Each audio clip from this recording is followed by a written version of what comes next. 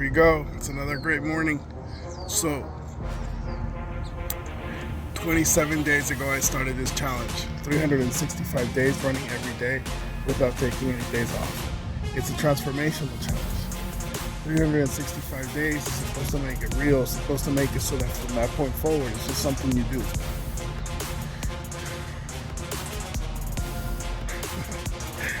Oh man, today's day 27th. We're excited to get started. And here we go. We'll see you in a little bit. Wow. 27 days. 27 days, 365 days of running without taking any days off. That was the challenge. I added to myself for my own personal challenge that I wanted to add 1 mile of distance every month. Today was day 27, and right before I went for my run, I actually made a comment. I looked at my girlfriend and I said,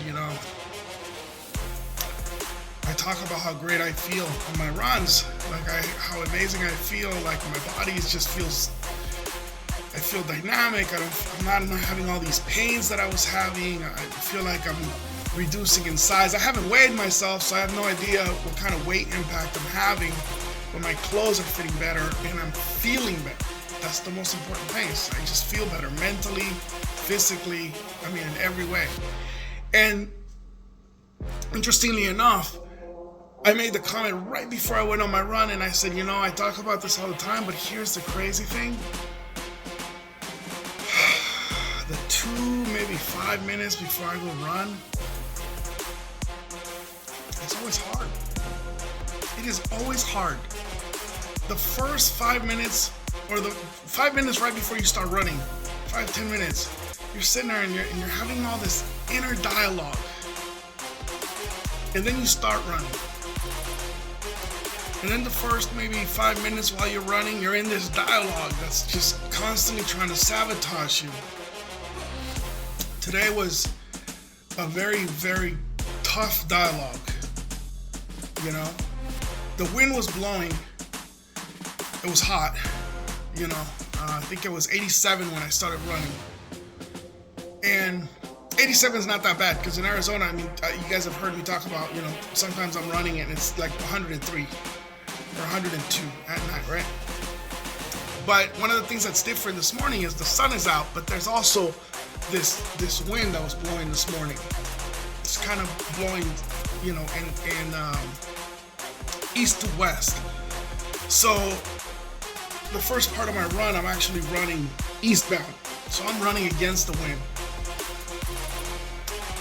And right as I was leaving the house, I made a comment to my girlfriend and I said, it's gonna be a tough run because the wind's blowing in the opposite direction that I'm gonna run, and it's windy. So I'm gonna feel it. I'm gonna feel the blow, the blowback of the wind. And I did. I would say maybe like the first half a mile of my run, I felt like I was running in place. It's just pushing hard, but I definitely felt the wind pushing against me, and it tired me out. I almost wanted to just turn around. I started to feel like I was burning out, but then I got to that point where I turned, and then the wind wasn't blowing directly against me, and then I just kept telling myself, keep going. When I got to about 1.5 miles, I thought, how cool would it be if I try to push to do 3 miles today? That would mean that I would gain 1.5 miles from when I first started. And I'm only on day 27. So I'm right on track, right? Because I said a mile every month, right? So 30 days, 31 days, it's a month. So I thought, I'm gonna do it. I'm gonna push myself, and I'm going to go the distance. And I did. I completed 3 miles today. I could have pushed myself a little bit farther. I really could have. But I gotta study. I gotta study today, and I'm studying for this. I have to study this book that I'm reading. Anyway, my point is, you'd be amazed how much you can do in 1 month of doing this. You know, if you're just getting off the couch and you're just walking, maybe in a month you'll be running. I mean, it's just crazy. And that's if the challenge that you take on is physical, right? But imagine if you take on a challenge of just reading 10 pages off a book every day.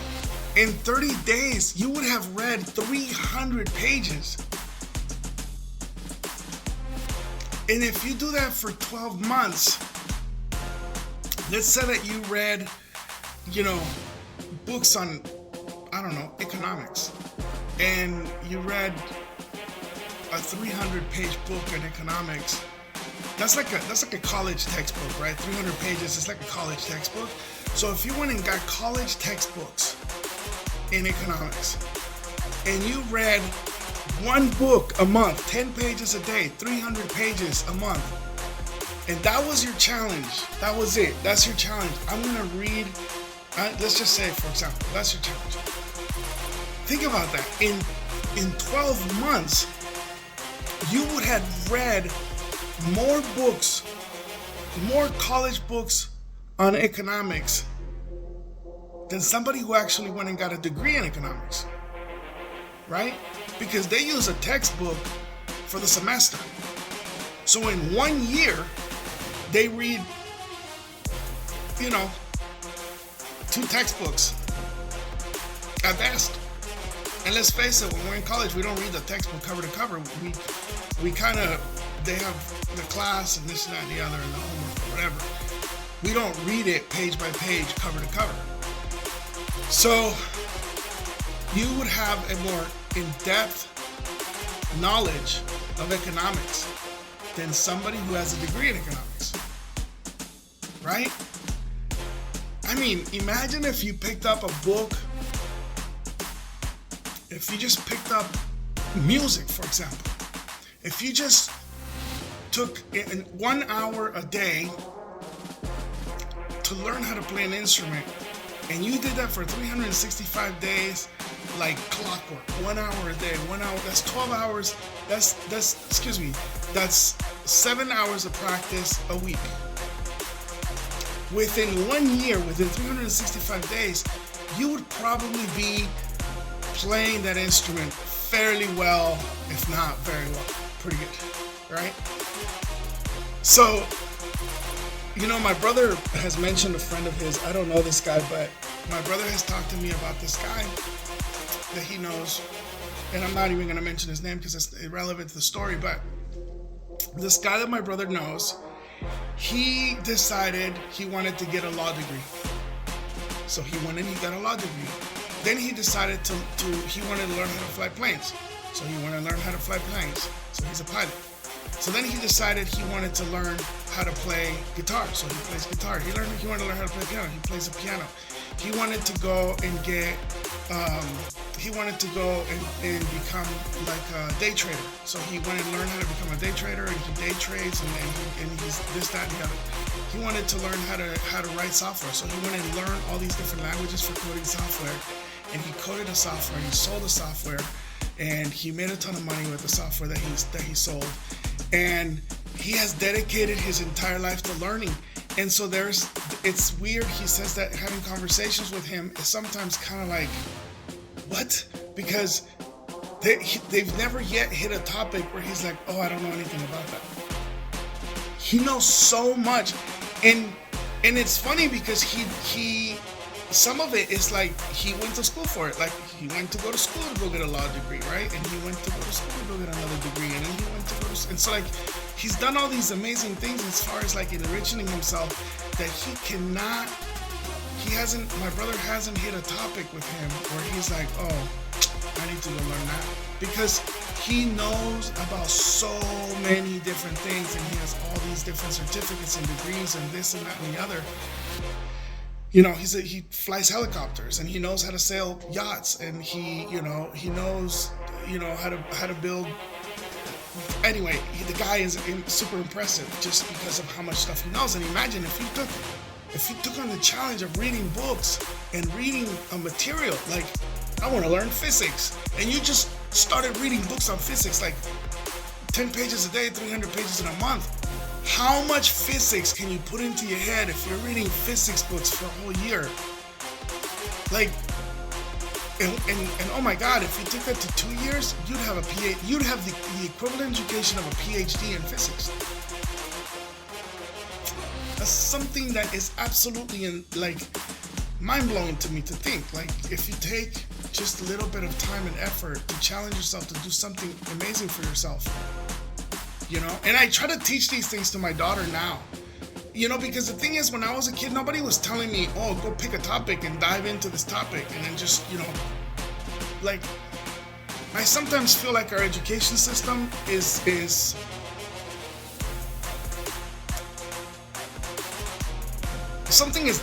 there's a disconnect there somewhere, right? I'm not gonna say it's broken. I'm not gonna say, you know, the system sucks. Whatever. There's a disconnect somewhere. That's what I'm gonna say. There's a disconnect because I feel like a lot of the basic stuff that we're taught in school, it's needed. Absolutely, it's needed, right? I mean, you can't learn calculus without knowing algebra, and you can't learn, you know, algebra without learning basic math. It's building blocks, right? But I think that in high school, there's a disconnect. Because by the time you reach high school, you really should have all those basic math down. Or you should pretty much be reading fairly well, right? And that's where the disconnect happens. Because instead of taking the basic skills and building on those to propel our education, to be efficient, to be dynamic,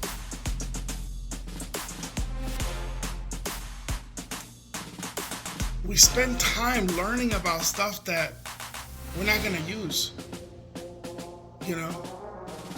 My freshman year in college, I remember I had an argument with one of my professors because they were really adamant about making me take these courses that I didn't care to take. I didn't care to take them. I refused to take them, right? They wanted me to take this course, I think it's called History 17A or something like that. It's like you're learning about the Paleo Indians and where they migrated and where they lived and their lifestyle and stuff like that. And although there's nothing wrong with learning about history, I think history is so important, especially now, especially getting the right history, not that, for lack of a better term, tailored history that is described in that beautiful book, 1984, that we so much see now. By the way, if you haven't read that book, go read that book today, 1984. Go read it today. The book was written in the 50s, and it predicted that by 1984, we would be living a life similar to what we're living now. And when you read that book, it's mind-blowing because you're gonna parallel compare to, you know, I read it a long time ago, but then, you know, like this book just keeps coming up in my life at different times, and whenever I come across something from the book, I'm blown away as to how in today's time this book is it's so aligned. It's almost like the guy had a vision of the future, and I recommend it. So if reading is going to be your challenge, man, start right there. 1984, super easy book to read, super simple to read, but it will just blow your mind away. It'll blow your hair back, right? If you have any, if you're like me, then it blows your mind away. So this 365-day challenge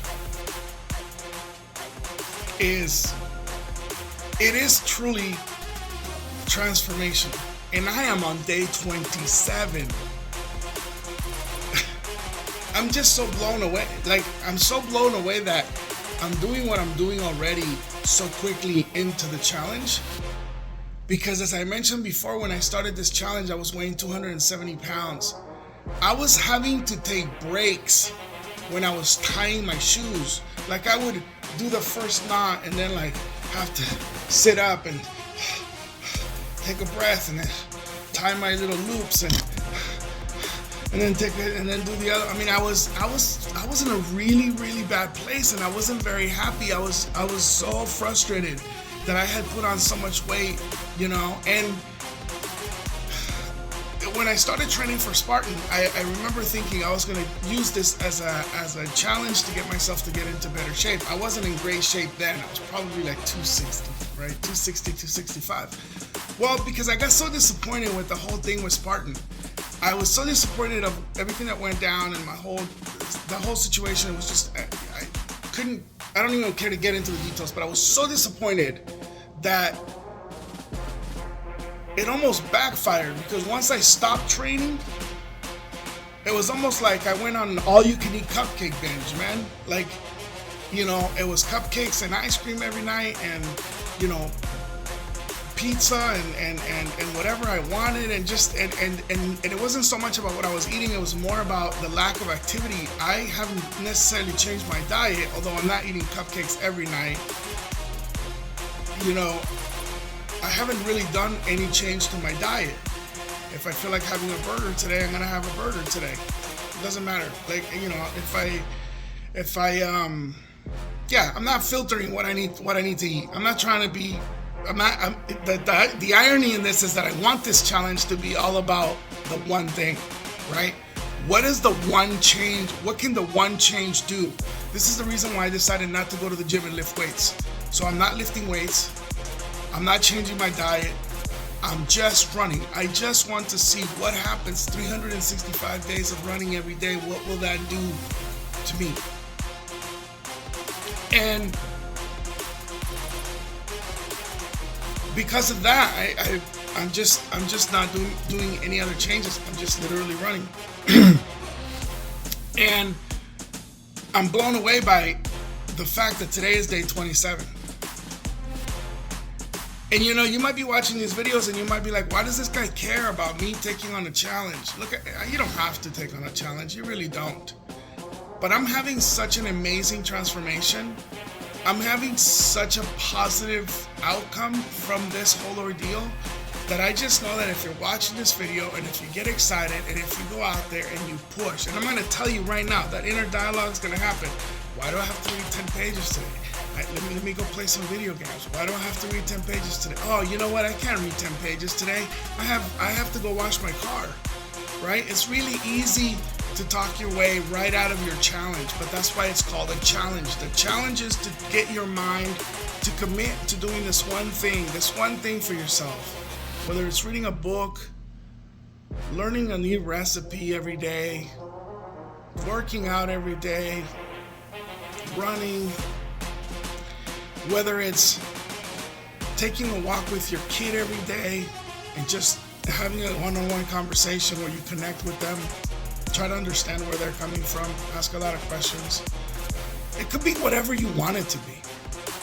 The challenge could be whatever you want it to be.